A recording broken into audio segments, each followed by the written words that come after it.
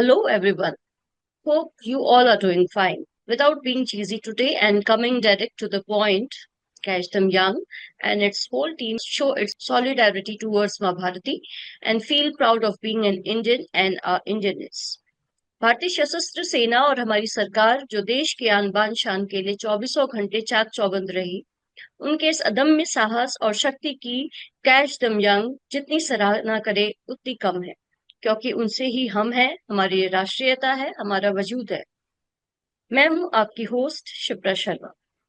आज के इस पॉडकास्ट को आगे ले जाते हुए आपकी मुलाकात एक युवा प्रतिभाशाली छात्र से कराना चाहती हूँ, जो अभी क्लास 12th में पढ़ रहे हैं। उनका नाम है देव। वो अपनी क्लास से बहुत आगे कर रहे हैं और बहुत कुछ करने की हिम्मत भी रखते हैं। इन्हें किताबें पढ़ने का शौक है। इतनी कम उम्र में कई रिसर्च पेपर्स पे इन्होंने काम किया है। उन्हें इन्वायरमेंटल इश्यूज पे काम करने का शौक है। वो कहानी सुनाते हैं, मूवीज बनाते हैं और वो साथ में क्विज मास्टर भी है।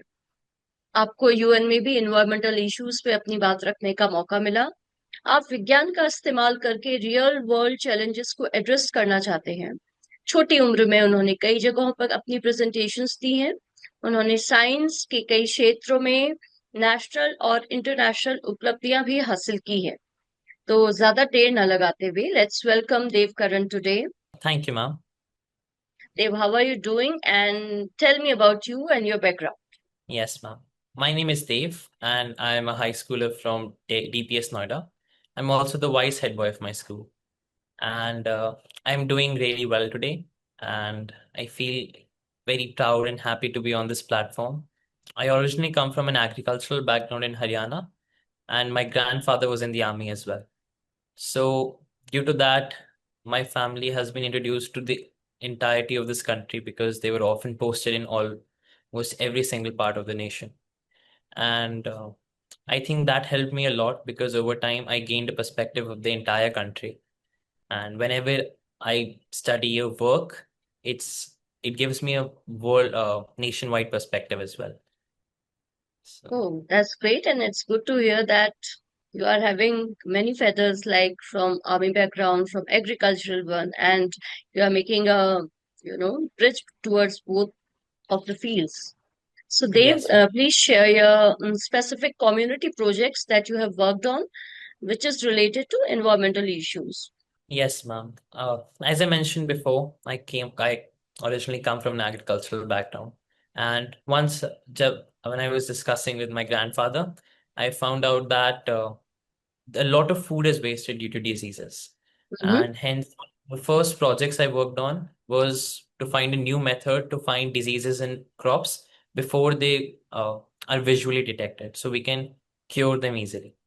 And Yeah. I worked on this project with ICR Pusa Road. It got highlighted at national level in IRIS National Fair and in international science fairs as well.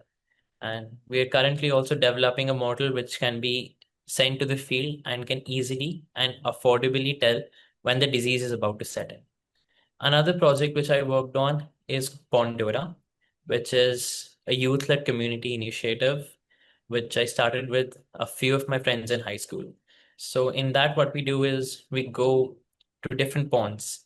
North India and especially the regions of Uttar Pradesh are famous for their ponds, but over time they have become decadent. And I realized the importance of them, and we decided to go there, clean them, work with the communities, and make them realize their rights and uh, what all benefits it would be to have the pond cleaned. That's a new initiative, I think, and I'm sure you people would be working very good towards it. So when you told me about the Spondura project, is it something related to Namami Gange type of abhiyan? Maybe it's a good initiative and a new initiative. So how do you connect with people? How do you initiate कि उसको साफ करना है, लोगों को कैसे जागरूक करते हैं? मैंने एक बार एक किताब पढ़ी थी जिसका नाम है बापू कुटी, जो हम्म। रजनी बख्शी की है। और हम्म। वो हम लोगों को महात्मा गांधी के बारे में बताती है और हमें बताती है कि भारत और इंडिया में लोगों की क्या क्या प्रॉब्लम्स होती हैं जो हम्म। ग्राउंड लेवल रूरल एरिया में इसमें रहता है। हम्म। तो इससे सीखकर मैंने पहले अलग अलग डिफरेंट एनजीओज में इंटर्नशिप करी और सीखा कि कैसे लोगों से कम्युनिकेट करता है।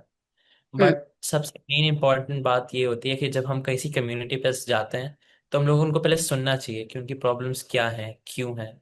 और क्योंकि कोई नहीं चाहता कि वो कचरा फेंके अपने तालाब में, तो हम लोगों को ये जानना चाहिए कि उनको किस कारणों से उन्हें उसे फेंकना पड़ रहा है, और उसी के बाद हम लोग उनके साथ खुद काम करके कुछ बना सकते तो थोड़ा एक्सटेंसिवली और बताइए कि आपने इसमें क्या क्या काम किया। हैं। Yes ma'am.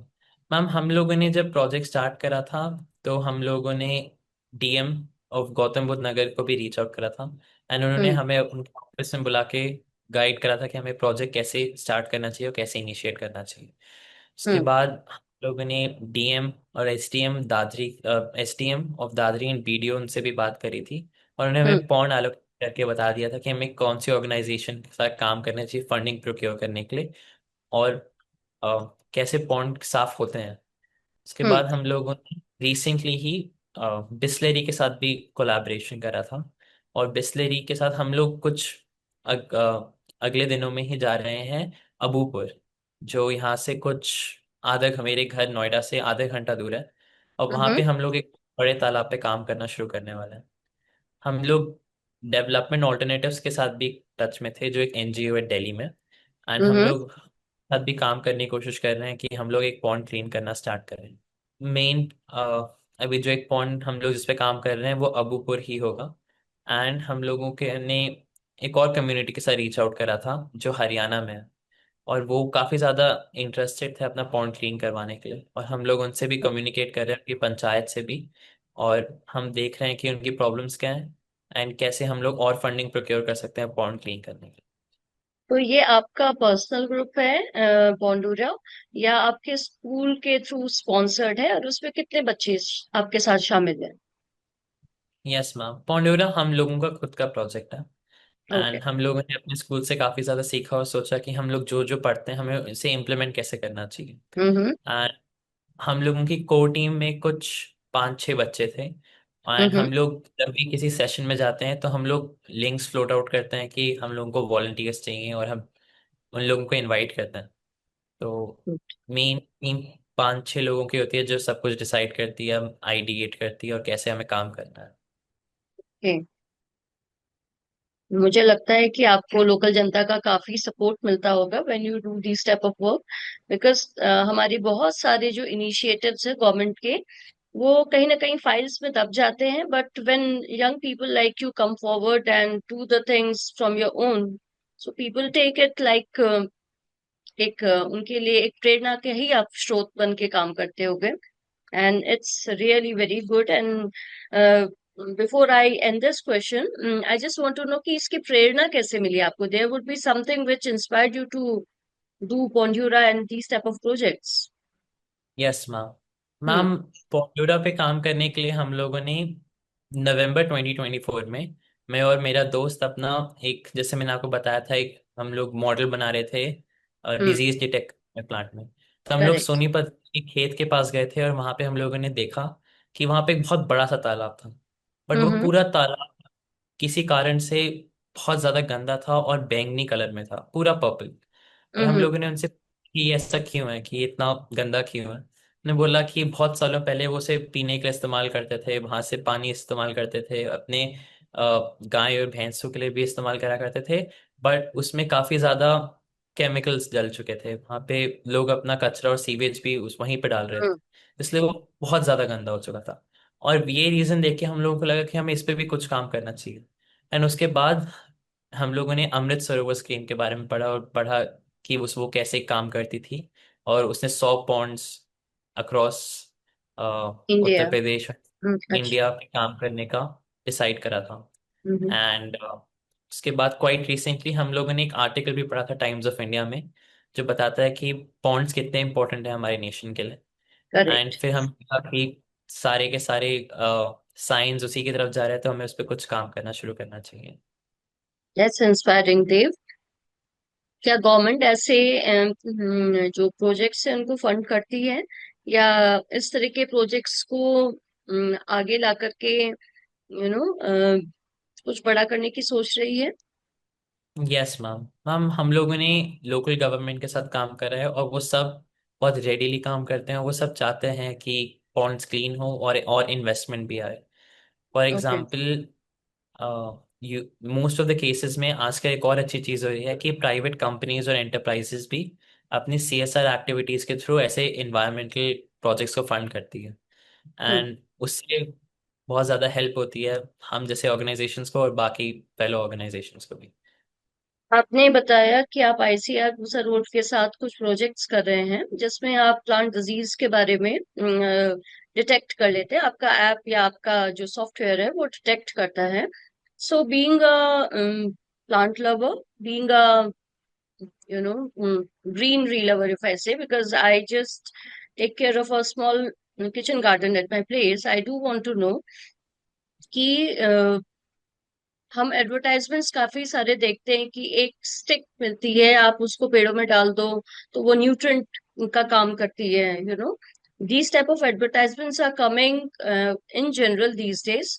क्या ये असल में बेनिफिशियल होता है या ये एक मिथ है? बिकॉज मुझे जहां तक समझ आता है, जो मेरी इतनी सालों की प्रैक्टिस है, वो ये है कि पेड़ों में नेचुरल ऑर्गेनिक आप खाद डालते हैं, गोबर डालते हैं, या मे बी जो हम घर का जो बचा कुचा खाना होता है, उसको जब हम डिकम्पोज करते हैं तो that works as a wonder. You know तो क्या ये भी हमारे पौधों के लिए कभी एक टाइम के बाद खतरनाक हो सकता है?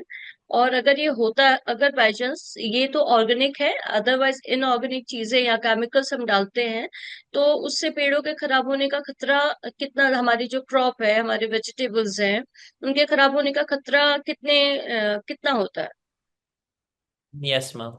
मैम जैसे आप बोल रही हो कि इनऑर्गेनिक फर्टिलाइजर्स, केमिकल्स, इन सब के बारे में एडवर्टीजमेंट और मार्केट में काफ़ी सब कुछ होता है। तो जितना मैंने पढ़ा है, फॉर एग्जांपल अगर हम लोगों को बहुत कमर्शलाइज्ड ग्रोथ करनी है प्लांट्स की, एग्रीकल्चर जो हम हम्म। लोग ने 1960s में ग्रीन रेवोल्यूशन के बाद स्टार्ट करा था, उसमें काफ़ी हद तक वो इम्पोर्टेंट होता है। तो हमें ये रियलाइज करना चाहिए हमें बहुत ज़्यादा minute quantities and appropriate quantities में उन्हें यूज़ करना चाहिए। हम्म। बिकॉज अगर हम लोग उन्हें ज़्यादा, for example nitrogen filters fertilisers को ज़्यादा यूज़ करें, तो हम्म। क्या होगा जब फॉर एग्जांपल बारिश होगी तो वो सारे फर्टिलाइजर्स वॉश आउट हो जाएंगे। एंड हम्म। उस फर्टिलाइजर के वॉश आउट होने के कारण वो ग्राउंड वाटर में जा सकता है या फिर किसी वाटर बॉडी में जा सकता है। हम लोगों का जो इन्वायरमेंट और नेचर है वो एक काफ़ी सर्कुलर हद तक होता है। जैसे आप बता रहे थे कि आप जो घर में ऑर्गेनिक वेस्ट होता है या फिर जो बचा कुचा कुछ ऑर्गेनिक मैटर होगा, वो काफ़ी ज़्यादा हेल्प करेगा। वो एक हम्म। बहुत अच्छा एग्जाम्पल है बताने के लिए कि हम लोगों को एक सर्कुलर स्ट्रक्चर ऑफ इकोनॉमी के भी फोकस करना चाहिए कि हम हम्म। लोग जो वेस्ट प्रोड्यूस कर रहे हैं वो किसी ना किसी तरीके से किसी और चीज़ में हेल्प कर सके हम लोगों को। साइंस हम लोगों को काफ़ी हेल्प करती है, बट हमें ये भी रियलाइज करना चाहिए कि हम लोगों को सब मॉडरेटली यूज करना चाहिए, अप्रोप्रिएट अमाउंट्स में। ओके। तो देव, मेरा नेक्स्ट क्वेश्चन ये है कि आपको ऐसा क्यों लगता है और किस तरीके से लगता है कि देश का युवा अपने क्लाइमेट एक्शन के लिए खुद से कंट्रीब्यूट कर सकता है? मैम मेरे हिसाब से जितना मैंने अभी तक सीखा है, बिकॉज मैं भी अभी खुद सीख ही रहा हूँ बहुत, जी। तो जितने लोगों से बात करी UN में, पार्लियामेंट में और अलग अलग कॉन्क्लेव्स में, तो उसमें हम्म। से एक सबसे ज़्यादा जो हाईलाइट होती है वो ये होती है कि चेंज तभी आएगा जब हम लोग खुद पहले एजुकेट होंगे और हम्म। फिर उस एजुकेशन को पास ऑन करेंगे लोकल कम्युनिटीज को। एंड बहुत बार ये होता है कि हम लोग बस अपने टेबल पे बैठ के लिखते हैं, एक आइवरी टावर में इमेजिन करते हैं कि ऐसा सब कुछ हम सॉल्व करेंगे। पर जब तक हम लोग एक्चुअली ग्राउंड पर उतर के काम करना नहीं शुरू करेंगे तो तब तक कुछ नहीं होगा। एंड हम लोगों को ये भी रियलाइज करना पड़ेगा कि हमेशा हम लोगों को हेल्प नहीं मिलेगी। आजकल के यूथ और युवा को हम्म। ऑब्स्टिकल्स, प्रॉब्लम्स और इन सब का सामना करना पड़ेगा। बट हम हम्म। लोग को ये याद रखना चाहिए कि हम क्यों काम कर रहे हैं, हम लोगों का मेन ऑब्जेक्टिव क्या है, और वो इंस्पायर करता रहना चाहिए हम लोगों को खुद सॉल्यूशंस ढूंढने के लिए। ग्रेट। ये रास्ता कहीं ना कहीं आपको एंटरप्रेन्योरशिप की तरफ ले जा रहा है, एंड आई एम श्योर कि आप इस पे जरूर कामयाब होगे, देव। Thank you ma'am. ऐसी कौन सी बुक है, मतलब अभी तो you are too young to say about it, but I am sure जितनी आपकी समझ है उस हिसाब से you should be having a good answer about it, कि ऐसी कौन सी बुक है या आर्टिकल्स हैं जिसको पढ़ करके आपको बहुत इंस्पिरेशन मिलती है। मैम, जो अगर इन्वायरमेंट के सेक्टर में देखा जाए तो हम्म। एक बुक थी जो मैंने कुछ दिनों पहले ही पढ़ी थी, जो थी inconspicuous consumption, the environmental impact you don't know you have. और वो हम्म। ऐसी बुक है जो बताती है कि हम लोगों के छोटी छोटी लाइफ की चीज़ों में कितना ज़्यादा इम्पैक्ट, इन्वायरमेंटल इम्पैक्ट होता है। For hmm. एग्जाम्पल, अगर आप एक कोको कोला की बोतल लेते हैं, उसमें 99% पानी उस बोतल के अंदर नहीं होता, बट उस प्लास्टिक में होता है जो उससे बोतल बनी हुई होती है। एंड आजकल एआई और चैट जीपीटी काफ़ी ज़्यादा प्रोमिनेंट हो रहे हैं, बट हर प्रॉम्प्ट को लिए हज़ारों हज़ारों गैलन्स ऑफ पानी यूज़ होता है कि वो हम्म। उन सिस्टम्स को ठंडा रख सके। तो उससे एक तो ये रियलाइज हुआ बहुत ज़्यादा कि हम लोगों के छोटे छोटे स्टेप्स भी डेली लाइफ में कितना ज़्यादा इन्वायरमेंटल इम्पैक्ट रखते हैं। और उसके अलावा मैंने एक बुक जो बहुत पहले बचपन में पढ़ी थी, वो होगी माय एक्सपेरिमेंट्स विद ट्रुथ, जो महात्मा गांधी की थी। एंड वो भी आपको बताती है एक लाइफ के दो ऐसे पर्सपेक्टिव को, एक ऐसे मेथड को लाइफ को जीने के लिए जो not only for you but for the entire world होगा। एंड हाउ इस पाथ पे हम लोगों को डिफरेंट प्रॉब्लम्स और ऑब्स्टिकल्स भी फेस होंगी। ये सुन करके मुझे लगता है कि जो यंग बच्चे हैं उनको कुछ न कुछ जरूर इंस्पिरेशन मिलेगी कि books are the first teachers other than your parents. Books are the teachers जो आपके साथ कॉन्स्टेंटली होते हैं and that inspires you throughout the life. Yes ma'am.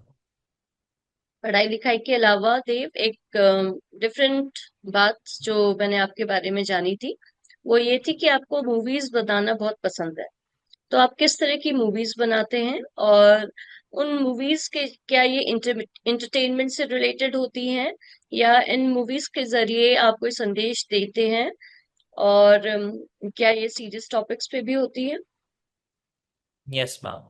Ma'am, जो मैंने सबसे पहले अपनी एक फुल लेंथ डॉक्यूमेंट्री जैसी मूवी बनाई थी, वो थी वीर गाथा के लिए, जब मैं 8th क्लास में था।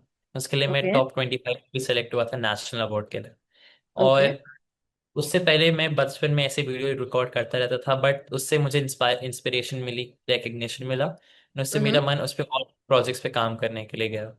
मैं यूजुअली जो मूवीज बनाना प्रेफर करता हूँ या फिर जो मेरे अभी प्रोजेक्ट्स चल रहे हैं, वो ऐसे होते हम्म। हैं जो कोई स्टोरी बताए, कोई प्रॉब्लम हाईलाइट करे, एंड जो हम्म। एक इम्पोर्टेंट मैसेज पास करे। बिकॉज मेरे हिसाब से सिनेमा एंड मूवी ऐसा एक माध्यम होता है, एक मीडियम होता है जिससे हम लोग लोगों को इंस्पायर कर सकते हैं, उन्हें मूव कर सकते हैं, और ये हम हजारों लाखों लोगों तक पहुंचा सकते हैं। करेक्ट। एंड वन एक ऐसा प्रोजेक्ट जिस पे मैं अभी काम कर रहा हूँ, वो है हम लोग एक जो इस पॉन्ड को साफ कर रहे हैं, हम हम्म। लोग वहीं उसे डॉक्यूमेंट्री के तरह भी शूट कर रहे हैं। हम लोग लोगों से ओ, बात करते हुए रिकॉर्ड कर रहे हैं, और हम उसे हम्म। दिखाना चाहते हैं कि ओवर द पीरियड ऑफ 2-3 महीने उसमें क्या एक टोटल चेंज दिखाई देता हम्म। है। एंड फिर हम लोग उस मूवी को डिफरेंट स्कूल्स, डिफरेंट कॉलेजेस और डिफरेंट प्लेटफॉर्म्स पे शेयर करना चाहते हैं, जिससे और लोगों को इंस्पिरेशन मिले। मेरी भी कोशिश होगी देव कि when your project is going to complete, then मैं आपके इस प्रोजेक्ट के पूरे होने के बाद आपसे इसकी यू नो इसके बारे में बात करूं, लोगों को कैसे फायदा पहुंच रहा है, और इस प्रोजेक्ट के जरिए आपको और कितनी नई उपलब्धियां मिलेंगी। ये मैं जरूर आपसे बाद में बात करना चाहूंगी। एक चीज आप मुझे बताइए, बिकॉज जैसा कि आपके बारे में हमने बताया कि आपने इतनी कम उम्र में बहुत सारी चीजें हासिल की है, जैसे यूएन में आपके टॉप्स हुए हैं, या आपने डिफरेंट टाइप के इंस्टीट्यूशंस के साथ काम किया है। तो देव, क्या अम, आगे बढ़ने के लिए जीवन में एक अवसर की तलाश करना जरूरी है, एक अपॉर्चुनिटी की तलाश करना जरूरी है, या जो आपका फोटे है उस फोटे पे विश्वास रख करके हमें आगे बढ़ना चाहिए, और उससे पूरे जी जान से करना चाहिए कि हमें किसी सहारे की जरूरत न पड़े, और हम आगे आने वाले टाइम पे 10 लोगों को एटलीस्ट या कुछ लोगों को अपने आसपास अपने प्रोजेक्ट के बारे में, अपने ड्रीम्स के बारे में बता सके और उन्हें ये समझा सके कि आगे बढ़ने के लिए सिर्फ पढ़ाई नहीं, एक कंसिस्टेंसी भी जरूरी है किसी काम को करने के लिए। Yes ma'am. मैम, जब मैं 13 साल का था तो मेरे दिमाग में भी यही सब क्वेश्चंस आते थे कि हम लोगों को लाइक अपॉर्चुनिटी के लिए वेट करना चाहिए, या फिर अपने फुटे पे काम करना चाहिए, या फिर एक मैसेज सेंड करने के लिए काम करना चाहिए। बट उसके बाद मैंने एक पोएम पढ़ी जो वॉल्ट व्हिटमैन की है, हम्म। एंड उसकी एक लास्ट की 2 लाइन्स मेरे पे सबसे ज्यादा इफेक्ट करा है, जो थी that you are here, that life exist an identity, that the powerful play goes on and you may contribute a verse, that the powerful play goes on and you may contribute a verse। तो इससे वो ये बताना चाहता है कि life एक बहुत बड़ा प्ले है, और हम लोग प्ले चलता रहता है, वो कभी खत्म नहीं होता। एंड हम लोग को बस पूरी लाइफ में इंश्योर करना चाहिए कि हम उस ऐसा वर्ड्स कंट्रीब्यूट कर सकें उसके अंदर, हम लोग कुछ ऐसा एडिशन कर सकें जो हम लोगों को भी प्राउड करे और हम लोगों की सोसाइटी को भी प्राउड करे। हम्म। तो हम लोगों को बस जो भी करना चाहिए, हम लोगों को हमेशा अपने लिए नहीं करना चाहिए, एंड जो भी हमारी फोटे है, जो भी हम लोगों का स्ट्रांग होल्ड है, उसके थ्रू हम लोग जितना भी लोगों के लिए अच्छा कर सकते हैं उस पे एम करना चाहिए। एंड सो ये बिकॉज बिल्कुल सही है कि एजुकेशन बहुत इंपॉर्टेंट है, बट ये भी बहुत इंपॉर्टेंट रियलाइज करना है कि आप उसे एजुकेशन को इम्प्लीमेंट कैसे कर सकते हो। बिकॉज हम सीखते बहुत हैं, बट हम लोग उसे चेंज क्या ला सकते हैं, उसमें क्या नया इनपुट कर सकते हैं लाइफ में। गुड। ये एक इंस्पिरेशनल बात है, क्योंकि मैं देखती हूँ कि सारे बच्चे आजकल, वैसे तो 90% बच्चे कंपटीशन की होड़ में लगे रहते हैं। 12th के बाद अलग अलग टाइप के ट्यूशंस पे जाते हैं कि उनको वो कॉम्पिटिटिव एग्जाम क्रैक करना है। वो भी जरूरी है at any point of time. But अगर आप कोई कंपटीशन क्लियर नहीं कर पाते तो इट डजेंट मीन कि जिंदगी का वहां पे अंत हो गया है। You can make many ways for yourself, and yes. आपकी जो जर्नी है ये, इसके थ्रू मैं बच्चों को ये जरूर बोलना चाहूंगी कि there are many kids who are doing something of their own. तो अगर आप में भी जरूर भगवान ने आपको टैलेंट दिया है, आप उस टैलेंट को खुद से आगे बढ़ाइए, अपनी जैसी मानसिकता के लोगों के साथ उसको शेयर कीजिए, and I am sure there are lot many people who are going to come forward and taking up your idea और आपको उसमें आगे ले जाने में मदद करेंगे। Yes ma'am. मैम, मैंने या ये भी देखा है कि अगर आपके इंटेंशंस प्योर हैं और आप किसी अच्छी चीज़ पे काम करना चाहते हैं, तो धीरे धीरे आपसे लोग कनेक्ट होते जाते हैं और वो आपका प्रोजेक्ट ऑन चलता जाता है फ्लो में, and hmm. In the and जो आप अचीव करना चाहते थे उससे आप ज़्यादा ही अचीव कर लेते हैं। हाँ देव, आपकी ये बात एकदम सही है। So now coming to the topic which is very close to my heart is about quiz, you know so quiz is a vast subject, देव। इसमें जितना पढ़ लो उतना कम है, बिकॉज हर दिन नई घटना होती है, नई कॉन्करेंट इश्यूज होते हैं, टॉपिक्स होते हैं। सो आप क्विज जैसे एक फील्ड में कब से एसोसिएटेड हैं, एंड अब तक की क्विज से रिलेटेड आपकी क्या क्या उपलब्धियां रही हैं? What type of quizzes do you have enjoyed the most? And it's like the fields are very different. I'm just quoting a few ones like general knowledge, science, current affairs. Yes ma'am. Ma'am, quizzing में मैं class fourth fifth six से engage था, किसी भी एक Mm-hmm. नए medium से। And मेरे लिए क्विजिंग हमेशा एक बहुत इंटेलेक्चुअली स्टिमुलेटिंग रहा है, जिसमें मैं नॉट ओनली हर क्विज से कुछ नया सीखता हूँ, बट Mm. उस क्विज से मुझे पुरानी पढ़ी हुई चीज़ें भी याद आती हैं। तो जो यूजुअली मैं क्विजेस करता हूँ वो फोकस करती हैं general knowledge, history, current affairs, arts, और इन सब फील्ड्स में। एंड मैंने भी जितना रियलाइज करा है कि क्विजेस मेनली 2 तरीके के होते हैं। एक क्विजिंग होती है जो आपको पूछते हैं कि इस डेट पे क्या हुआ था, या फिर इस साल में क्या हुआ था, या फिर Mm. ये कब पैदा हुआ था। ये क्विजिंग भी अच्छी होती है, ये भी आपको हेल्प करती है। But Mm. जो क्विजिंग मुझे ज़्यादा पसंद है वैसी क्विजिंग होती है जो आपको सोचने पे फोर्स मजबूर करती है। करती है, फोर्स करती यस, है। जिससे आप और सोचो और कनेक्ट कर पाओ अलग अलग डॉट्स। जैसे अ, बहुत सारे क्वेश्चंस होते हैं जो आपको इनडायरेक्ट हिंट्स देते हैं। हम्म। फॉर एग्जांपल, अगर मैं एक क्वेश्चन बना सकता हूँ कि 9/11 की जो बाद जो नया वर्ल्ड हम्म। ट्रेड सेंटर बना था, उसकी हाइट 1751 मीटर्स क्यों थी, 1751 फीट क्यों थी। हम्म। तो अब हम लोगों को ये सोचना पड़ेगा कि ये क्यों हो सकता है, एंड फिर हम लोग सोचेंगे कि यूनाइटेड स्टेट्स की इंडिपेंडेंस इस साल में हुई थी, तो शायद से ये रीज़न हो सकता है। तो आपको हिस्ट्री के अलग अलग पॉइंट्स को खुद ही कनेक्ट करना होगा, और वो ज़्यादा एक एक्साइटिंग प्रोसेस होती है। हाँ, ये अलग अलग डॉट्स को कनेक्ट करके you can you know make the idea about it. और ये बहुत रेलिवेंट होता है कि एक चीज से आप दूसरी चीज में कनेक्ट करके उसका आंसर खोज सकते हो। Yes ma'am. And that's a good you know perspective जो आपने बताया। और मेरे जैसे कई जो क्विज लवर्स हैं, उनके लिए ये बात बहुत गौर करने लायक है। And thank you for it. Yes ma'am. So आपने have you ever designed a quiz yourself and what was the theme? क्या क्विज के जरिए आपको नई पहचान मिली है? और बहुत सारे क्विज रिलेटेड कॉम्पिटिशन्स भी हुए हैं जिसमें आपने खुद भाग लिया है। आप उनमें से कई के विनर्स भी रहे होंगे। तो अपने युवा साथियों को आप प्लीज बताइए उस नॉलेज के बारे में। और और जो भी यंग जनरेशन के बच्चे हैं, मैं कहूँ तो क्लास फोर्थ ऑनवर्ड्स ही सही, उनको किस तरीके से क्विज के लिए आगे आना चाहिए? Yes ma'am. मैम, क्विजिंग ने मेरी लाइफ पे का बहुत ज़्यादा इम्पैक्ट करा। बिकॉज जब मैंने सिक्स्थ में अपना स्कूल चेंज करा था और मैं डीपीएस नोएडा में आया था, तो हम्म। मैं काफ़ी ज़्यादा अकेला था, क्योंकि मैं पहली बार एक बहुत बड़े स्कूल में आ रहा था। And hmm. Over the time 6 से लेके 9 तक क्विजिंग से मुझे नए और काफ़ी स्मार्ट, काफ़ी अच्छे लोग भी मिले, जिनसे हम्म। मैंने बहुत अच्छी दोस्ती भी डेवलप करी है।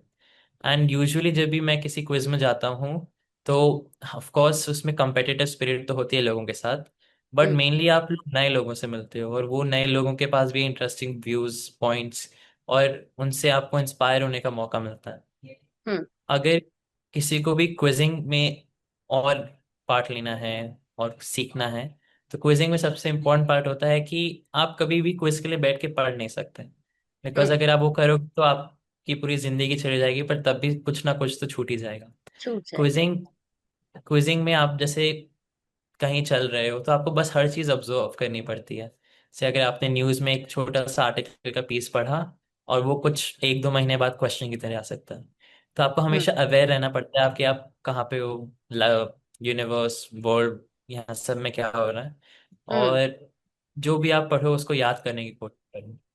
बट जैसे एक चीज जो मैंने करी थी कि मैम, जब भी मैं किसी स्कूल क्विज में जाता था, जब मैं 6 7 में था, और मैं अगर उसे नहीं जीत पाता था, तो मैं काफी ज्यादा निराश हो जाता था। मैंने काफी सारे डिफरेंट क्विजेस करे हैं ओवर माय पूरे पूरे स्कूल जर्नी में। जैसे Colombian open quiz, India CBSE heritage quiz, and उसके अलावा भी अलग अलग डिफरेंट टॉपिक्स पे स्पेसिफिक क्विजेस होते हैं। टीसीएस में जो टाटा का इंक्विजिटिव क्विज होता है। एंड ये सारे क्विजेस में कुछ में मैं जीता हूँ, कुछ में मैं काफ़ी क्लोज आया हूँ। एंड उससे मुझे काफ़ी इंस्पिरेशन भी मिली कि मुझे और काम करना है। और मुझे ये भी समझ आया कि मुझे कितना आता है, मुझे कितना कैसे एक क्विज में परफॉर्म करना चाहिए। बिकॉज यूजुअली क्विजेज में ये भी होता है कि आप बहुत ज़्यादा प्रेशर में होते हो लास्ट मिनट पे, और हम्म। अगर आप प्रेशर में काम ठीक से कर पाते हो, तो फिर आप कोई भी प्रॉब्लम जो आपकी लाइफ में आएगी उसे सॉल्व करने में एफिशिएंट रहोगे। सो देव, जितनी देर मैंने आपसे बात की है, उस हिसाब से एक क्वेश्चन मेरे दिमाग में है कि क्या आप हमेशा ही इतने सहज हैं, इतने ही सौम्य हैं, या कभी कभी और बच्चों की तरह आप में भी एग्रेशन आता है? या आप एक लाइफ की एक ऐसी प्रैक्टिस कोई कर रहे हो जिससे यू नो आपकी सौम्यता बरकरार रहे? बिकॉज मैम, मोस्टली यंग बच्चे जो हैं आजकल इंथुजियास्ट होते हैं, दो everyone speaks their mind, but You speak something else. Thank you ma'am. Ma'am, usually जब मैं अपने नॉर्मल डे में होता हूँ, तो कभी कभी वो सब आ जाता है कि थोड़ा सा एग्रेशन, थोड़ा सा गुस्सा, या फिर किसी चीज़ पे लड़ाई करना। एंड वो सब आई थिंक ह्यूमन लाइफ में सब में कॉमन है। ऐसा वो कभी भी नहीं हो सकता कि किसी के अंदर वो ना हो। बट हम हम्म। लोगों को ये सीखना होता है कि हम उसे कंट्रोल की जगह अपने आप को कैसे एक्सेप्ट करें, और सीखें कि हम लोगों को ऐसी सिचुएशन में कैसे करना चाहिए। बिकॉज हमारा मेन एम होना चाहिए कि हम अपने कारण किसी और को हर्ट ना करें।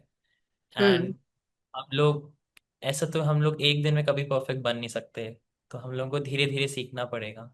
एंड यूजुअली मैं एक प्रैक्टिस ऐसी जो करा करता था कि मेरा थोड़ा एग्रेशन या फिर मेरे जितनी भी फ्रस्ट्रेशन होगी, उसके लिए मैं पहले फुटबॉल खेला करता था। बिकॉज उसमें आप एक टीम के साथ खेलते हो, आपको अच्छा फील होता है। And hmm. Of course football में आप भागते हो तो सब कुछ फिजिकली ड्रेन आउट हो जाता है।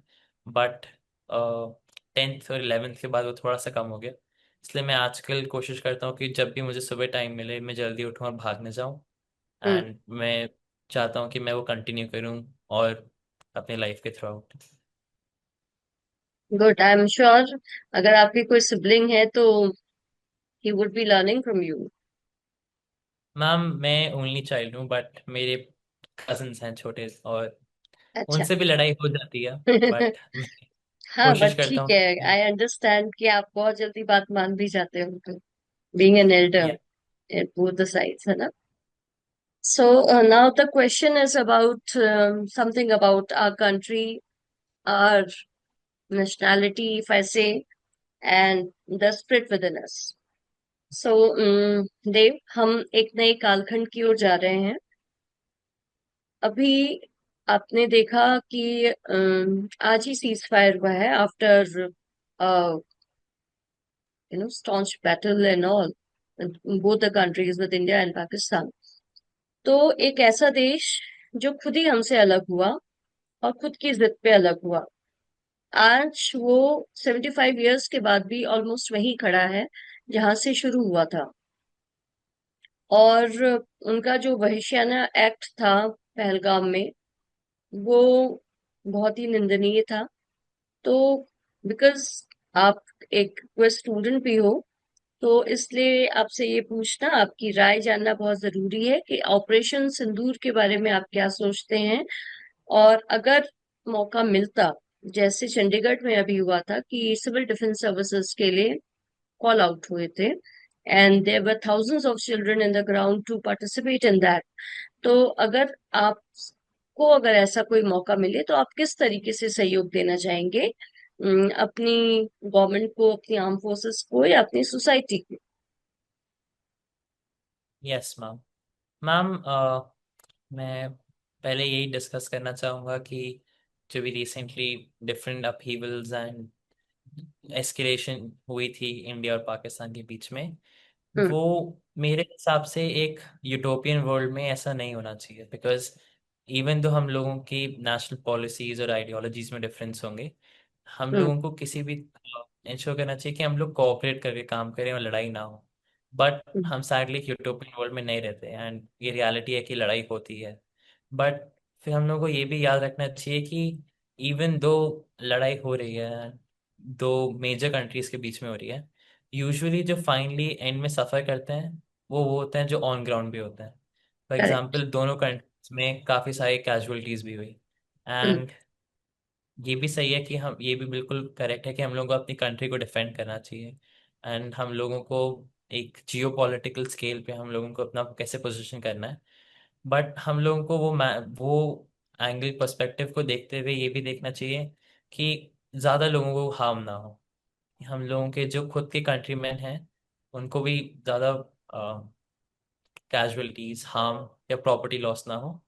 हम्म। बट और हम लोगों को जितनी भी कॉस्ट पे पीस मिल जाए हम लोगों को एक्सेप्ट करनी चाहिए, और इंश्योर करना चाहिए कि ना हम कुछ लूज करें और ना दूसरे ज़्यादा लूज करें। आपने जो सेकंड पार्ट बोला था कि अगर मुझे ऐसी अपॉर्चुनिटी मिलती है कि मैं ऑन हम्म। ग्राउंड जाऊँ हेल्प करने के लिए, तो ऑफ हम्म। कोर्स मैं बहुत खुश होऊंगा ऐसे करने के लिए। एंड आज हम्म। सुबह मैं अपने एक क्लासमेट से डिस्कस कर रहा था कि हम लोगों के काफ़ी सारे दोस्त अमृतसर में हैं या भटिंडा में हैं। तो हम लोग उनकी कैसे हेल्प कर सकते हैं उनके लिए, कि हम लोग कुछ फंड रेज करने चाहिए। But thankfully situation D escalate हो गया एंड सीज फायर डिक्लेयर हो गई। तो करेक्ट। हम लोग। And that's a very good thought. You are in the way of making peace, you know. So yes. it's a good thing. जहाँ पे loss ना हो और अपना काम भी बन जाए, that is the best part. So yes ma'am. इसी राह पे आगे चलते हुए, because you are a young blood, what is your take in the concept make in India, make for world? आप इसको कितना appropriate मानते हैं? मैम, मैं ऑफ कोर्स इसको बहुत ज़्यादा अप्रोप्रिएट मानता हूँ, बिकॉज जितने भी मैंने प्रोजेक्ट करे हैं या फिर जो अभी प्रोजेक्ट कर रहा हूँ, उसकी एक ही आइडियोलॉजी होती है, थिंक ग्लोबल डू लोकल।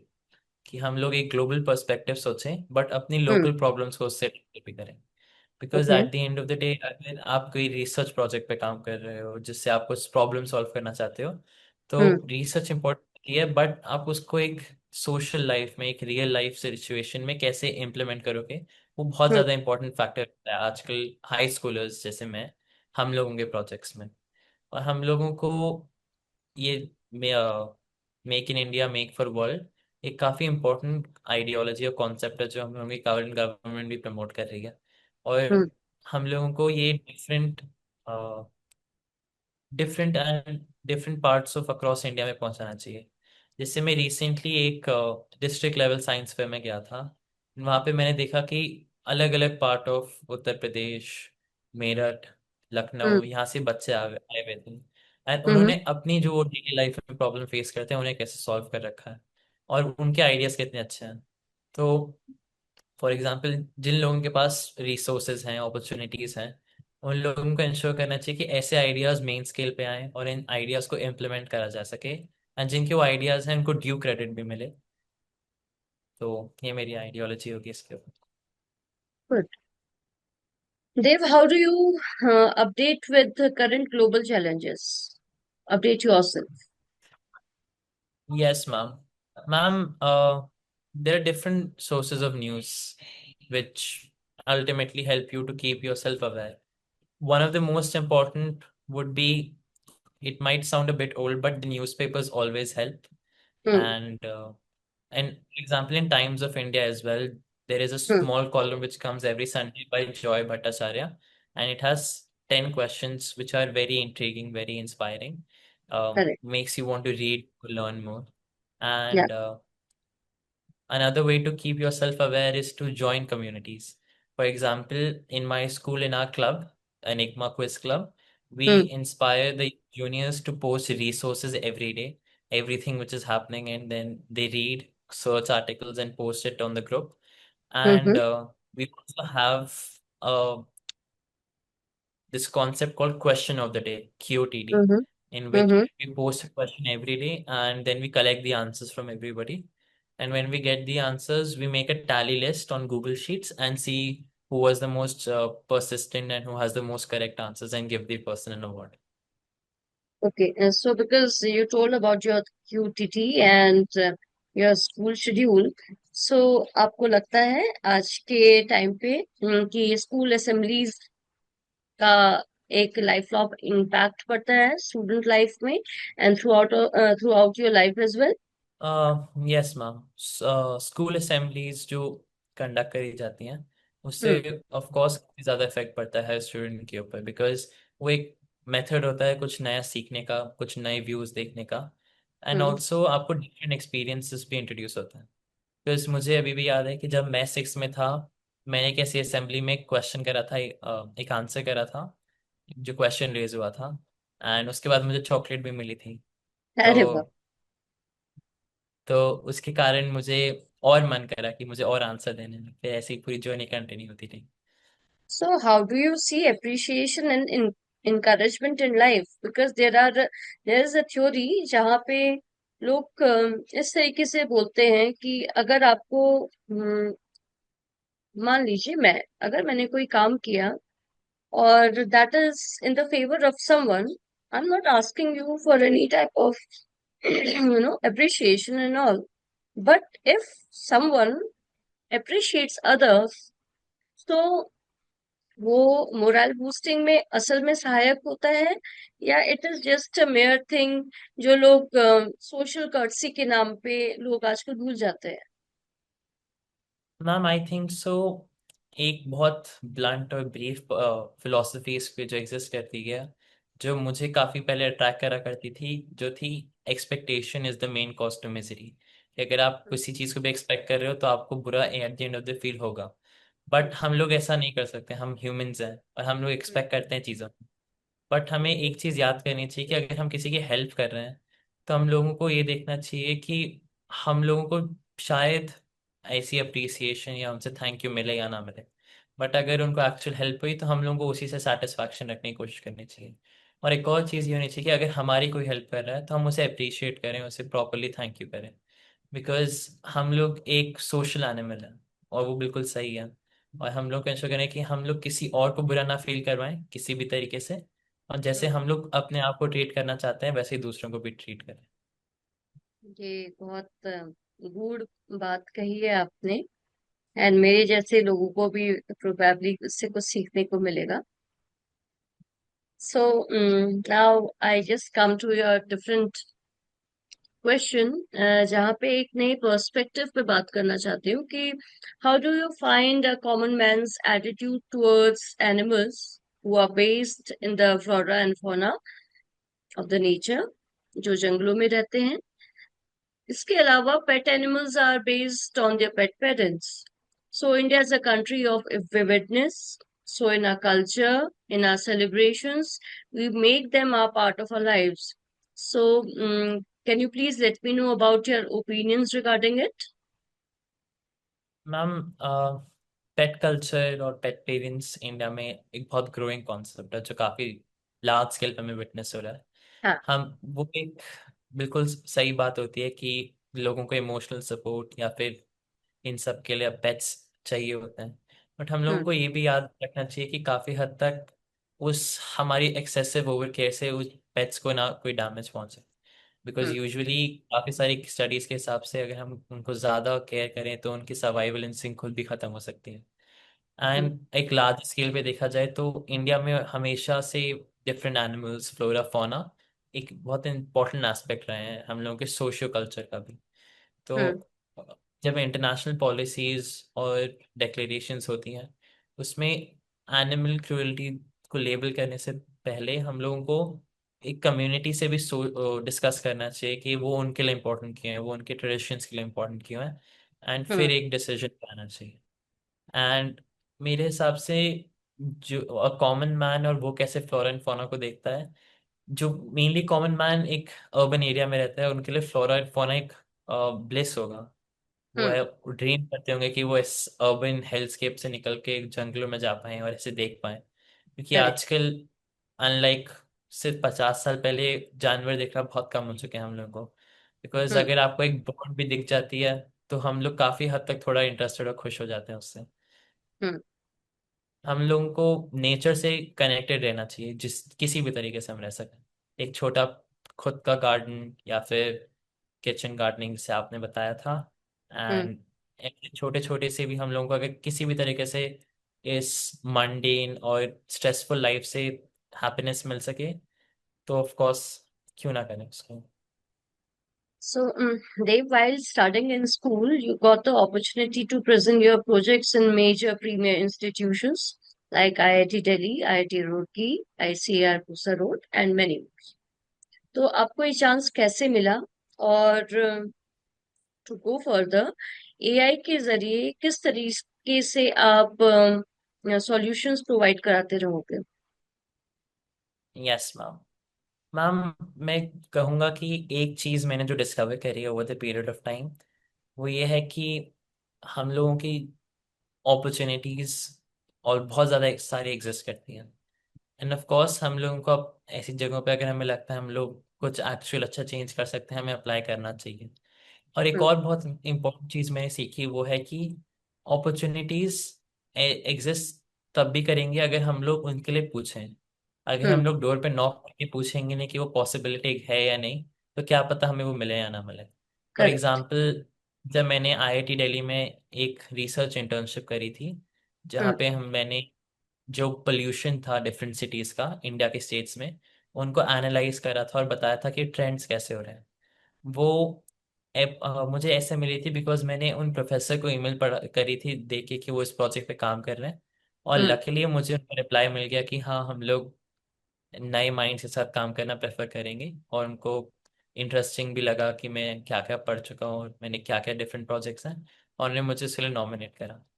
हम लोगों को इससे मुझे एक चीज़ सीखने को मिली कि हमें खुद कभी अपने आप को इतना हेजिटेट नहीं करना चाहिए, बिकॉज अगर हम उस अपॉर्चुनिटी को सीज ना करें तो हमारी लाइफ शायद से और एक्स्ट्रॉर्डनरी ना बन पाए।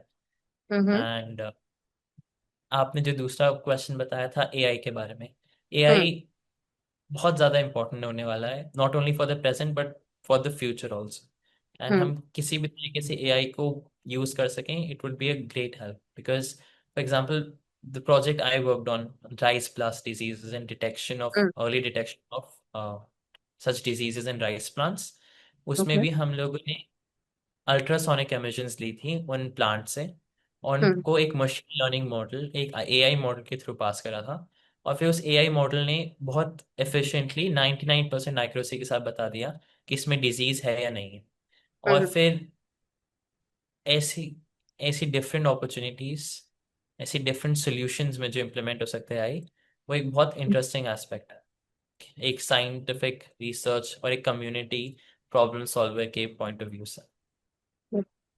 देव, कोई ऐसा खास दिन जब आपको लगा कि आपकी दुनिया बदल गई अचानक से, you have become the top of the town और the top of your school, ऐसे किसी भी मौके के जरिए आप अपने युवा साथियों को उसके बारे में बताएंगे जिससे वो प्रेरित हो?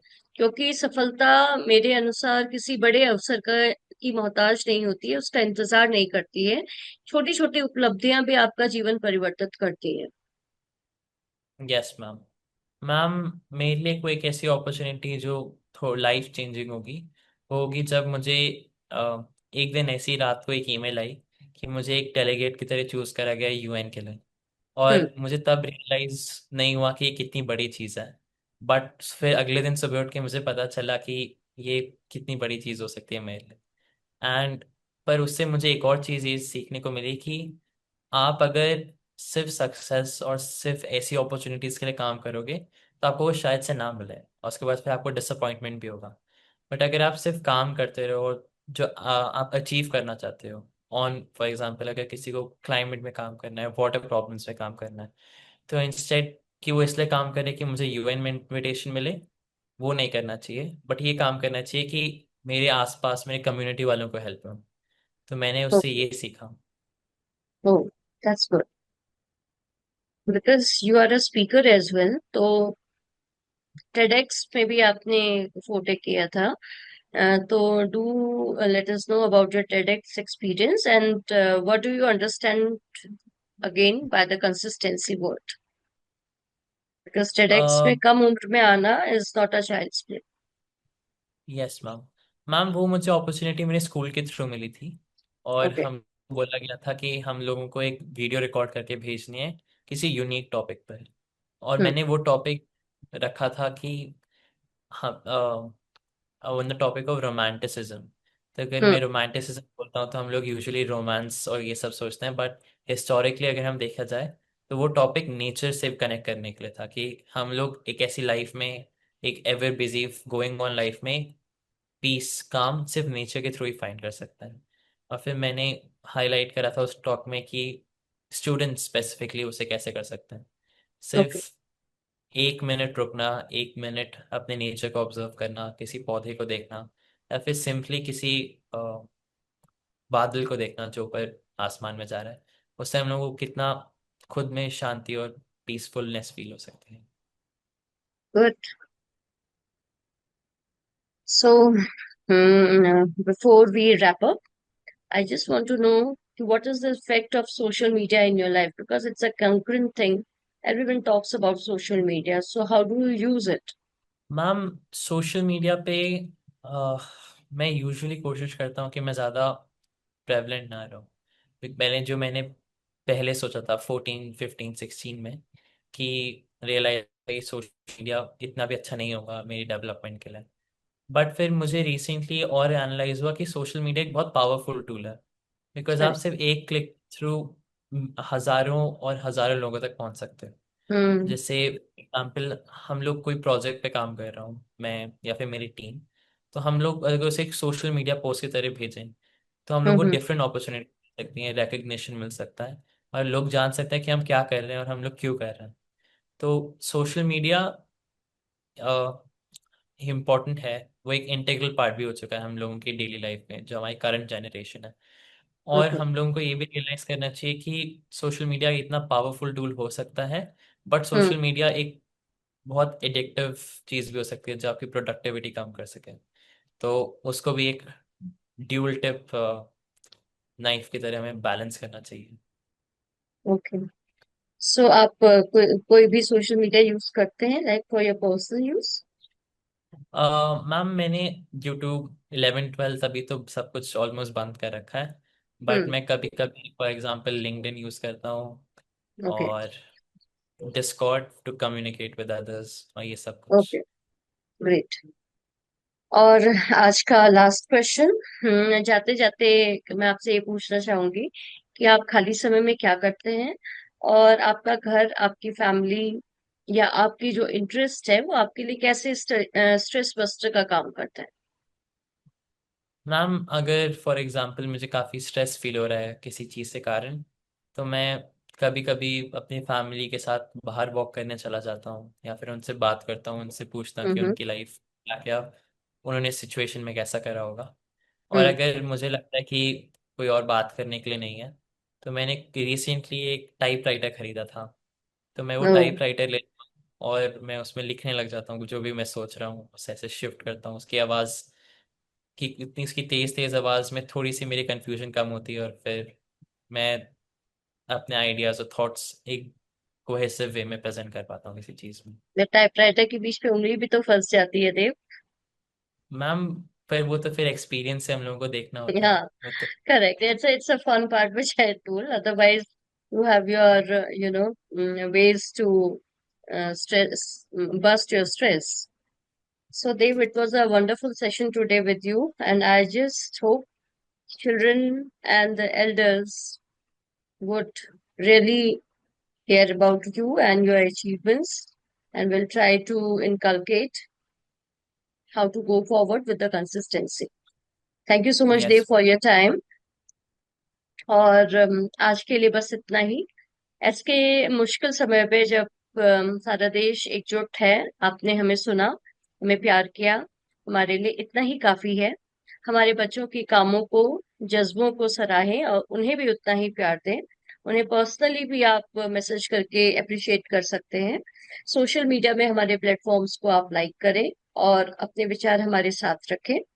हम यूट्यूब पर भी हैं, हमें फॉलो करें। और जाते जाते कैच दम यंग के इस प्लेटफॉर्म से मैं अगेन आर्म फोर्सेस को थैंक्स कहना चाहूंगी, और दो लाइन अपनी प्रस्तुत करना चाहूंगी कि दूर दूर हम देश में, युवाओं के इस प्रदेश में, हमें सौगंध तेरी है, ना आंखें हमने फेरी है।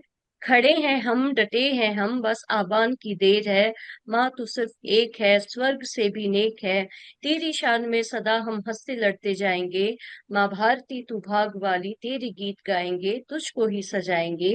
तेरी आन में सदा हम प्राण ही चढ़ाएंगे। जय Hind. And thank you so much for having me today, and catch the young की तरफ से आज के लिए शुक्रिया। धन्यवाद। धन्यवाद देव, आपके टाइम के लिए थैंक भी। You. Thank you Dev. Thank you ma'am. Thank you.